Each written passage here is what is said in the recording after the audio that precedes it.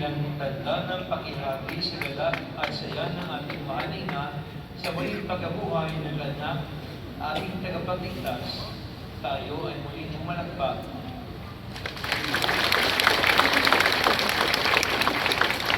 At ngayon, tayo lahat sama-samang papasok sa simbahan at kay Santa Maria ipagdiwang ang Eucharistia, ang ating pasasalamat.